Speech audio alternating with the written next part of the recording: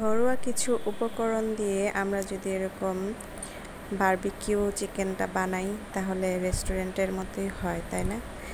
আর রেস্টুরেন্টের থেকে আনার কি প্রয়োজন বলেন, যদি আমরা নিজেরাই ঘরে এরকম কিছু উপকরণ দিয়ে বারবিকিউটা বানাতে পারি। আসসালামু আলাইকুম, সবাই কেমন আছেন? সবার রোজা কেমন যাচ্ছে? তো আমি আজকে চিকেন বারবিকিউটা করব।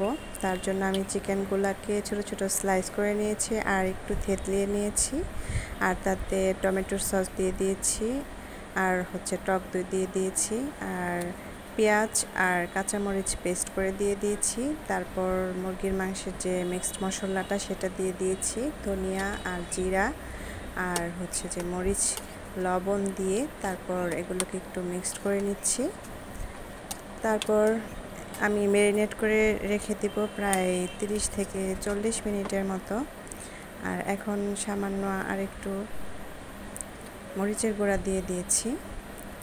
আর এখন যে আমি বেসন, চাউলের গুঁড়া আর ময়দা 1 কাপ পরিমাণ সবগুলো দিয়ে দিয়েছি। আর আমি যে মাংসটা ম্যারিনেট করে রেখেছিলাম সেই মাংসটা আমি এখন এগুলোতে একদম চেপে চেপে গায়ে গায়ে লাগিয়ে নেব। এই যে একদম চেপে চেপে গায়ে গায়ে লাগিয়ে নিচ্ছি। আর তারপর আমি এগুলোকে গরম তেলের মধ্যে ফ্রাই করে নেব। ঠিক এইভাবেই কিন্তু আমরা অল্প কিছু উপকরণ দিয়ে ঘরেই তৈরি করে ফেলতে পারি এরকম ফ্রাই চিকেন বা অথবা বারবিকিউ চিকেন। তো এই তো আমার এই চিকেনগুলো একদম ভাজা হয়ে গিয়েছে। তারপর আমি যেটা করব, একটা ফ্রাই প্যানের মধ্যে তেল নিয়ে নেব। যেই তেলটাতে আমি চিকেনগুলো ভেজেছিলাম সেই তেলগুলো আমি 1 টেবিল চামচ পরিমাণ দিয়ে দিলাম, আর তাতে সাদা তিল দিয়ে দিলাম, আর সস দিয়ে দিলাম। আর এখন 2 মিনিটের মতো এই মিশ্রণটার সাথে খুব ভালোভাবে মিশিয়ে নিচ্ছি।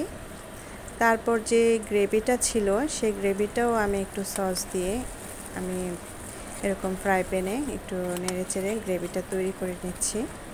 এই তো হয়ে গেল বারবিকিউ চিকেন, যেটা আমরা রেস্টুরেন্ট থেকে অনেক দাম দিয়ে কিনে নিয়ে আসি, অথচ দেখুন ঘরোয়া কিছু উপকরণ দিয়ে আমরা নিজেরাই কিন্তু এরকম চিকেনটা তৈরি করে ফেলতে পারি। আর ইফতারেও খেতে খুবই রুচি আসে মুখে, এটা খেতে খুবই ভালো লাগে। তো কেমন হলো আমার এই রেসিপিটি আপনারা সবাই আমার কমেন্টে জানিয়ে যাবেন। আজ এই পর্যন্তই, আল্লাহ হাফেজ।